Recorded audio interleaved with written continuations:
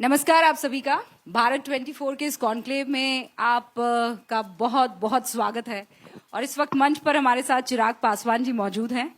रामविलास पासवान जी के सपने को आगे बढ़ाते हुए लोक जनशक्ति पार्टी को एक नई राह पर ले जाते हुए, लेकिन वो राह घूम फिर कर दोबारा एनडीए में ही आ गई।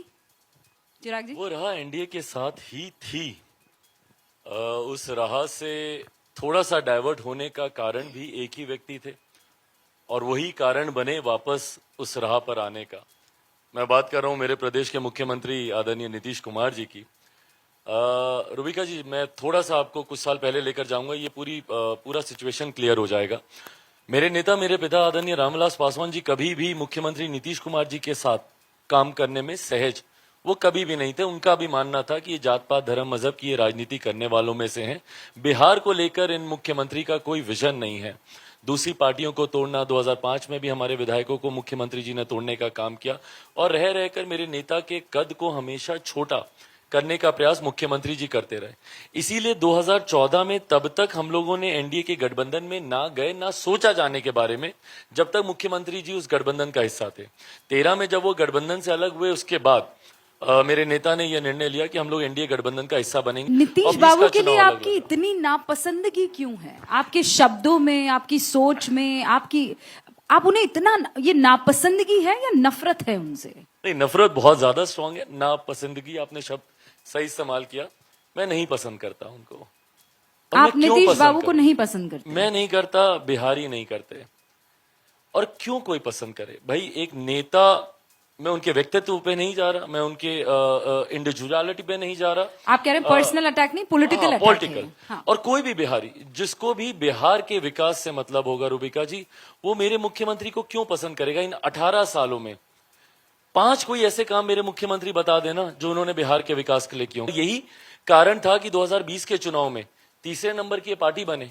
बिहार की जनता जितनी आक्रोशित है, आप उन्हें नापसंद करते हैं, लेकिन आरजेडी भी उन्हें पसंद करती है, समहाउ बीजेपी भी उन्हें पसंद कर जाती है। नहीं, ये लव एंड हेट रिलेशनशिप तो रही है इन लोगों का। मतलब ज्यादा लव है, वो हर किसी की मजबूरी है। मजबूरी शायद गठबंधनों की हो सकते हैं, पर बिहार की नहीं। बिहार की जनता ने स्पष्ट मैंडेट दिया था 2020 के चुनाव में, कोई भी मुख्यमंत्री हो, पर मौजूदा मुख्यमंत्री नीतीश कुमार जी के लिए नहीं था। वो दूसरे की बैसाखी पे, दूसरे के सहारे पे जरूर वो मुख्यमंत्री 20 में भी बने, 22 में भी बने। बार बार जनादेश का, ये लोग जो बोलते हैं ना कि लोकतंत्र की हत्या ऐसे ही नेता करते हैं। 2 बार जिन्होंने जनादेश का अपमान किया हो, 15 का जनादेश महागठबंधन के लिए था, सरकार चलाई एनडीए के साथ। 20 का जनादेश है एनडीए के लिए, सरकार चला रहे हैं ये महागठबंधन के साथ। पर अब वो एक कदम आगे बढ़ चले हैं। अब उन्होंने इंडिया नाम का एक गठबंधन जो है, एक टीम बना दी है। आपको लगता है मुख्यमंत्री से अब प्रधानमंत्री की ओर अग्रसर है नीतीश बाबू? बिल्कुल, ये उनकी महत्वाकांक्षाएं रही हैं और मुझे इस बात को कहने में, शायद उनको कबूलने में जरूर ऐतराज होगा, मुझे कहने में कोई ऐतराज नहीं है। ये टीस, अगर मैं सही शब्द का इस्तेमाल करूं, मुझे नहीं पता कि इससे बेहतर शब्द और क्या हो सकता है, बट ये टीस मेरे मुख्यमंत्री जी के मन में हमेशा से रही है, मेरे मौजूदा प्रधानमंत्री आदरणीय नरेंद्र मोदी जी को लेकर, कि भाई वो भी तो 3 बार के मुख्यमंत्री, जब वो देश के प्रधानमंत्री बन सकते हैं तो मैं देश का प्रधानमंत्री क्यों नहीं बन सकता? एनडीए गठबंधन में उनको पता है, और उनको वो 2013 में भी पता था, तभी वो अलग हुए थे। भाई वो किस बात पे अलग हुए थे? एनडीए के साथ तो सब सहज चल ही रहा था। मौजूदा प्रधानमंत्री के उस वक्त प्रधानमंत्री पद के दावेदारी के नाम पर ही वो एनडीए गठबंधन से वो अलग हुए थे। उनका विरोध करते हुए ही अलग हुए थे। नहीं तो वो पीएम बन सकते हैं? कैसे बनेंगे? जिनको बिहार की जनता ने नकार दिया हो, देश की जनता कैसे स्वीकार करेगी? 13 में जब मौजूदा प्रधानमंत्री आए, वो एक गुजरात मॉडल लेकर आए। पूछिए मेरे मुख्यमंत्री के पास क्या है वो मॉडल बिहार का कौन सा मॉडल वो दिखाएंगे? अपराध का दिखाएंगे कि भ्रष्टाचार का दिखाएंगे? किस मॉडल के साथ वो जाएंगे? या पुलिस तंत्र, जिसको उन्होंने अब गुंडा राज में वहां पे परिवर्तित कर दिया है, कटिहार जैसी घटना है उसका उदाहरण है, किस मॉडल के साथ वो प्रधानमंत्री पद के दावेदार बनेंगे? लेकिन उनको तो अगवा कहा जाता है ना। और रुबिका जी, यही कारण है उनकी मौजूदा नाराजगी का, क्योंकि वो इसी सोच के साथ गए थे। अब वो मुंह फुला के आते हैं वहां से, बेंगलुरु की बैठक से। क्यों आते हैं? क्योंकि वो हर बैठक में इसी सपने के साथ जाते हैं कि भाई कम से कम नेतृत्व नहीं तो मुझे संयोजक तो बना दो। इसी उम्मीद के साथ वो जाते हैं हर बैठक में, निराश होकर आते हैं उन तो मुंबई में आपको लगता है कि उनका नाम संयोजक के तौर पर नहीं आएगा? अगर इस बार नहीं लेकर आए तो नाराजगी बहुत ज्यादा बढ़ जाएगी। आपको लगता है कि बिखराव भी हो सकता है इस पूरे मसले पर इंडिया में? देखिए एक तो खैर ये इंडिया शब्द से मुझे बहुत ज्यादा एतराज है। मेरे देश का नाम है, वो मेरा अभिमान है, मेरा स्वाभिमान है, मेरा गुरूर है मेरे देश का नाम। उसको राजनीतिक लाभ के लिए कोई गठबंधन इस्तेमाल करे, ये मैं इसको उचित नहीं मानता। बट बहरहाल वो मेरी राय है। उनको लगता है ये सबसे बड़ी काट है आपकी, क्योंकि आप लोग अपने आप को देशभक्त कहते हैं। आप लोग हिंदुस्तान और देशभक्ति की जो शील्ड है उसे लेकर आगे बढ़ते हैं। प्रधानमंत्री जी ने बहुत स्पष्ट तौर से बता दिया कि मात्र नाम रखने से कोई देशभक्त हो जाए, ऐसा होता नहीं है। कई ऐसे संगठन हैं जहां पे देश के नाम का इस्तेमाल किया जाता है, तो मात्र नाम का इस्तेमाल करने से आपका चाल चरित्र बदल जाए। आज की तारीख में जो लोग हैं इस विपक्षी गठबंधन में, कौन है ये लोग? ये लोग वही है ना रूबिका जी, जो कि एक दूसरे के लिटरली अगर मैं बोलूं खून के प्यासे हैं। बंगाल में क्या होता है, और वही लोग आज एक मंच पर आने का प्रयास कर रहे हैं जो अपने अपने राज्यों में एक दूसरे को देख भी नहीं सकते। सिर्फ व्यक्तिगत महत्वाकांक्षाओं को ही साधने के लिए ना एक व्यक्ति का विरोध करना पूरे भारत का समर्थन कैसे हो सकता है? पर नरेंद्र मोदी जी ने आपके साथ भी तो यही किया है। आप कहाँ अपने चाचा को पसंद कर रहे थे, साथ में ले आए ना। नहीं वो चलिए, वो हमारे व्यक्तिगत मतभेद एक तरफ है, बट मैं जहां राजनीतिक मतभेदों की मैं बात कर रहा हूं, यहाँ पे आइडियोलॉजिकल डिफरेंसेस कितने हैं। केजरीवाल जी का जन्म क्यों हुआ, यही कांग्रेस को कोसते हुए ना। सूची उनकी पूछिए आज की तारीख में कहाँ है केजरीवाल जी की। ममता जी का पूछिए कि भाई क्यों वो कांग्रेस से अलग हुई थी। शरद पवार जी से पूछिए कि क्यों ये लोग अलग हुए थे, सोनिया जी का विरोध करते हुए। और आज उन्हीं के साथ जब सब आ रहे हैं। एंड द वर्स्ट पार्ट, ये सब एक ऐसा भानुमति का कुनवा बनाने का प्रयास कर रहे हैं जो कि बार बार बनने से पहले धराशायी होता है, क्योंकि एक मंच पर एक साथ आपको 1 दर्जन से ज्यादा प्रधानमंत्री पद के दावेदार दिखते हैं। तो ये तो वो कहते हैं ये हमारे लिए पॉजिटिव पॉइंट है कि इतना खतरनाक डेमोक्रेसी का मुजाहरा है कि कोई भी बन सकता है। अगर इतना ही पॉजिटिव है तो किसी एक व्यक्ति का नाम आगे कर दें। क्यों 3-3 बैठकों का इंतजार किया जा रहा है? वो कह रहे हैं ये कोई प्रेसिडेंशियल फॉर्म ऑफ इलेक्शन तो है नहीं, हम बाद में चाहेंगे। अच्छा, अखिलेश जी अभी थोड़ी देर बाद मंच पर आने वाले हैं। वो तो ये कहते हैं कि आपको किस तरह का मुख्यमंत्री चाहिए, हमारे पास है। आपको बुजुर्ग चाहिए, हमारे पास है। आपको साड़ी वाली मुख्यमंत्री प्रधानमंत्री चाहिए, हमारे पास है। युवा चाहिए, हमारे पास है। एक्सपीरियंस चाहिए, हमारे पास है। नॉन एक्सपीरियंस चाहिए, हमारे पास है। हमको नीति चाहिए रूबिका जी, देश के विकास की सोच रखने वाला प्रधानमंत्री चाहिए। आज की तारीख में 3-3 बैठक के तीसरी बैठक इन लोगों की होने जा रही है। बिहार में हम लोगों ने देखा, बेंगलुरु में देखा। किसी एक बैठक में कोई एक नीति बताइए ना जो इनकी सामने आई हो।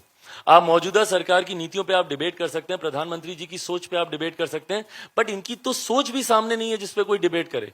बताएं ना कि रोजगार को, महंगाई को लेकर इनकी क्या नीति है, या बेरोजगारी को लेकर इनकी क्या नीति है। मैं बार बार यही कहता हूं, एक व्यक्ति का विरोध करना आपकी नीति नहीं हो सकती है।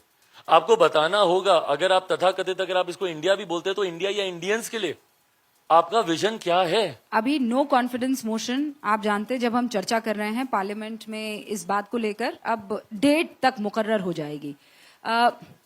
मणिपुर को लेकर वो आखिरी कील जो है वो कॉफिन में साबित हुई कि मणिपुर की हिंसा को आप लोग संभाल नहीं पाए, आप देश क्या संभाल पाएंगे। इसीलिए अब वो सब इकट्ठा हो गए हैं, साम दाम दंड भेद। अब एनडीए को और बीजेपी को हराना है। मुझे लगता है एक तो देश के इतिहास में और पार्लियामेंट के इतिहास में, और ये इतिहास के पन्नों में दर्ज भी होगा, शायद पहली बार नो कॉन्फिडेंस मोशन सिर्फ और सिर्फ इसलिए लाया गया है ताकि आप प्रधानमंत्री को बाध्य करें जवाब देने के लिए। ये सरकार को अस्थिर करने के लिए नहीं, ये जानते हुए कि भाई एनडीए के पास बहुत बड़ा मैंडेट है, सरकार को कोई खतरा नहीं है। उसके बाद अगर आप नो कॉन्फिडेंस मोशन लाते, कहीं ना कहीं नियमों का दुरुपयोग है। आप मिसयूज कर रहे हैं नियमों को सिर्फ अपनी जिद को पूरा करने के लिए। इससे पहले भी आपने नियमों में बांधा, प्रधानमंत्री जवाब देंगे। रूबिका जी, आज more than over a week हो चुका है पार्लियामेंट को खुले हुए। अगर ये बहस हो गई होती 7-8 दिन से हो गई होती तो कम से कम एक राउंड ऑफ डिस्कशन तो होता, सरकार की तरफ से एक बार जवाब आ गया होता। और अगर उसके बाद भी अगर आप सरकार के जवाब से अगर आप संतुष्ट नहीं होते तो जो हंगामा करना आप करते। बट इन एंटीसिपेशन 8-9 दिन से सदन को नहीं चलने देना, यह दर्शाता है कि आपके लिए आपकी जिद ज्यादा मायने रखती है। आपके लिए वहां को लेकर चर्चा, अगर आप सही में चर्चा करते, आप उसे जिद कह रहे हैं, वो इसे बीजेपी का गुरूर कह रहे हैं। आप लोग इतने अहंकारी हो गए हैं कि आपको सदन में जवाब नहीं देना है, आपसे कोई सवाल नहीं कर सकता। अहंकार किसका है ये दिखाई दे रहा रूबिका जी। अहंकार स्पष्ट दिखाई दे रहा है जब सरकार, प्रधानमंत्री खुद बोल चुके हैं दो बार देश के रक्षा मंत्री सदन के पटल पर बोल चुके हैं, दो बार देश के गृह मंत्री सदन के पटल पर बोल चुके हैं कि हम हर चर्चा, हर बहस के लिए हम तैयार हैं। उसके बावजूद सिर्फ एक जिद को पकड़ के रखना और उस चर्चा और उस बहस को ना होने देना। मणिपुर के लोग भी तो बैठ के ये सुन रहे हैं ना कि भाई कौन आज की तारीख में सही में हमारी चिंता कर रहा है। ये उनकी चिंता नहीं है, ये इनको अपने राजनीतिक लाभ लेना है इनको ऐसी परिस्थितियों से। ये गलत है। जब दोनों का लक्ष्य एक है रूबिका जी, विपक्ष भी वही चाहता है जो सत्ता पक्ष चाहता है, हम लोग भी तो चाहते हैं ना कि भाई समाधान निकले। कौन सी सरकार चाहेगी कि भाई उसके रहते हुए देश में आगजनी हो और उसका समाधान नहीं? तो जब दोनों का लक्ष्य एक है तो क्यों नहीं सहजता से बैठ के इस पे कोई बहस हो जाए। अच्छा, ये तो आपने इंडिया को लेकर, विपक्ष को लेकर सारी बातें। अब ये बात बता दीजिए ना, जनता ये जानना चाहती है, चिराग पासवान से किसने ऐसा क्या कहा कि एनडीए में वापस आ गए, वो भी चाचा के रहते हुए? क्या डील हुई, क्या बात हुई? गठबंधन डीलों के आधार पर नहीं, सिद्धांतों के आधार पर होते हैं। तो कोई डील ऐसी नहीं। मैंने स्पष्ट किया कि एक व्यक्ति कारण थे, मैं गठबंधन से अलग हुआ। 2020 में भी मैं अलग नहीं होता, और बल्कि अलग भी मैं कैसे ही हुआ। उस वक्त भी मैंने भारतीय जनता पार्टी के सामने अपने प्रत्याशी नहीं उतारे। कई बार मेरे ऊपर ये कटाक्ष किए गए, बार बार ये ताने मुझे दिए जाते थे कि भाई बड़ा अपने आप को हनुमान कहते थे, ये हो गया वो हो गया, तो क्यों नहीं बोलते बीजेपी के बारे में, तो क्यों नहीं बोलते प्रधान। उस वक्त भी मैंने मेरे प्रधानमंत्री से रिश्तों की दुहाई हमेशा दी थी, और उन्हीं रिश्तों की एक झलक उस दिन एनडीए की बैठक में भी देखने को मिली। पर जब मैं एनडीए से अलग भी हुआ, उसके बाद भी मैंने कोई ऑल्टरनेटिव अलायंस का मैं हिस्सा नहीं बना। और बल्कि जब जब जरूरत पड़ी, बिहार की अगर मैं बात करूं तो मैं पिछले जो उपचुनाव हुए थे, कुर्नी का, गोपालगंज का, मोकामा का, उसमें मैंने सक्रिय रूप से मैंने भाजपा के लिए मैंने प्रचार भी किया।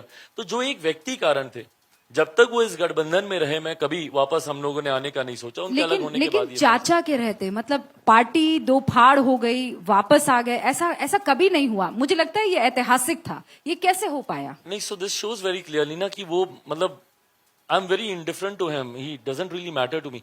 रूबिका जी, इन 2 सालों में मैं बहुत आगे निकल गया हूं। ये 2 साल मेरे लिए, मेरे परिवार के लिए, मेरी पार्टी के लिए बहुत कठिन साल रहे हैं। और इन 2 सालों में घर, परिवार, रिश्तेदारी, इन तमाम चीजों से बहुत आगे निकलकर मैं बिहारी फर्स्ट की मैं लड़ाई में आ तो गया। आपको कोई तो वादा किया गया होगा ना। आप बहुत आगे निकल गए, मैं समझ पा रही हूँ। आप ये कह रहे हैं कि आपके पर्सनल लॉस को पूरा देश जानता है, और ये पर्सनल नहीं था, पार्टी वाला पॉलिटिकल लॉस भी हम सब ने देखा है। लेकिन ऐसा आपको क्या आश्वासन दिया गया कि आप वापस आ गए? क्योंकि उन्होंने, अभी भी वो सांसद हैं, टिकट उनको भी मिलना है, वो भी चुनाव लड़ेंगे, आप भी चुनाव लड़ना चाह रहे हैं, या फिर दोनों के बीच में एक अनसेड, कहते हैं ना कि समझदारी हो गई है कि भाई मैं नेशनल संभालूं, तुम बिहार संभालो? मुझे नहीं पता कौन चुनाव लड़ेगा कौन नहीं लड़ेगा, बट आप चुनाव लड़ेंगे कि नहीं लड़ेंगे?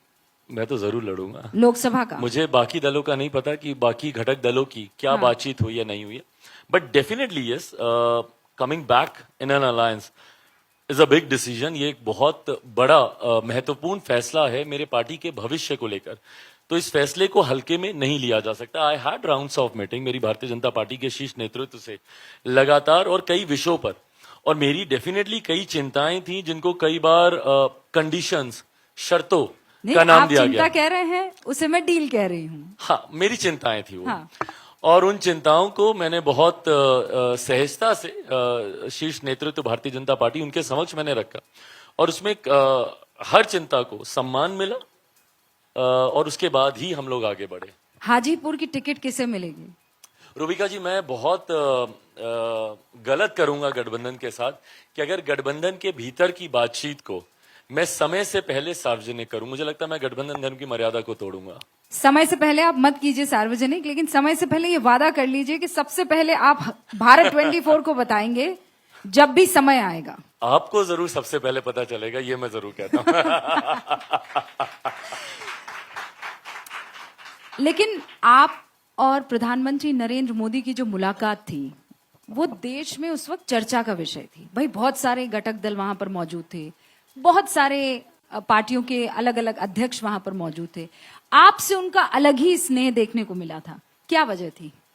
ये फिर वही रिश्ता है रूबिका जी, जो मैंने पिछले 2 सालों में इस रिश्ते की मर्यादा को बनाए रखा, सम्मान दिया, प्रधानमंत्री जी ने भी दिया। ये वही रिश्ता है जिसका मजाक उड़ाया जाता था चैनल्स डिबेट्स में मुझे कहा जाता था बड़ा हनुमान बनता था, क्या हुआ, ये वो फलाना ढिमकाना, दुनिया भर की बातें, आरोप प्रत्यारोप मुझ पर नहीं, किए इसमें गए। एक उंगली पर मेरी वो तरफ भी आप कर सकते हैं।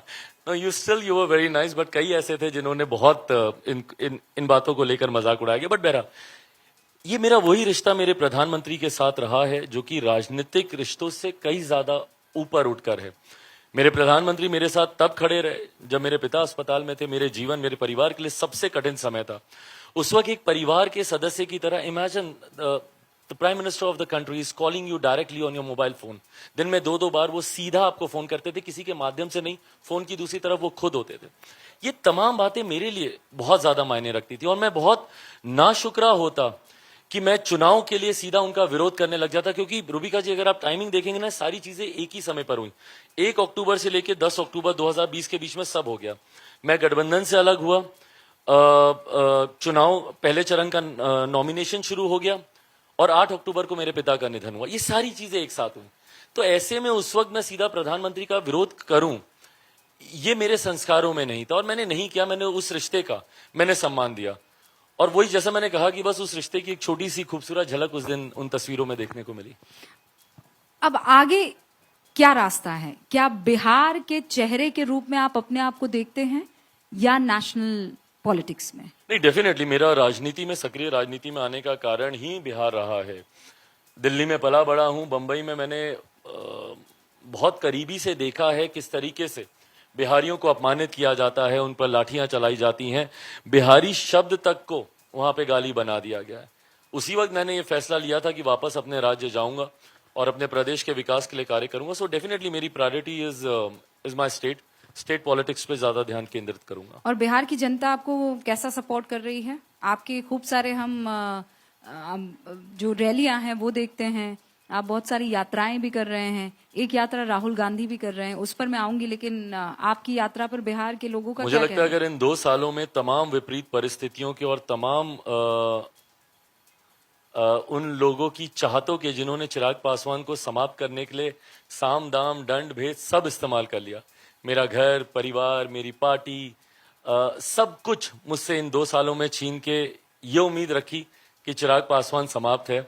2 साल पहले की अगर आर्काइव्स में से अगर वो डिबेट निकाल के आप देखें, रूबिका जी अपनी भी डिबेट देखिएगा, उसमें जो पैनलिस्ट आते थे, कईयों ने तो यहां तक कहा कि चिराग पासवान का नाम शायद आज की तारीख में आखिरी बार किसी न्यूज चैनल पे चिराग बुझ गया, तो ये कहा जा रहा था। अगर उसके बाद भी अगर आज ये चिराग जल रहा है तो उसमें सिर्फ और सिर्फ बिहार की जनता का ही आशीर्वाद है, उन्हीं का साथ है। उन्होंने जिस तरीके से इस कठिनाई के समय में मेरे सर पे अपने आशीर्वाद के हाथ रखे, मुझे सर आंखों पे बैठाया, वही कारण है कि आज मैं यहाँ पर मौजूद हूँ। बहुत बहुत शुक्रिया हमारे साथ जुड़े रहने के लिए। एक आखिरी सवाल, क्योंकि मैंने उसका जिक्र कर लिया था, राहुल गांधी को इस वक्त आप कहाँ देख रहे हैं, कैसे देख रहे हैं?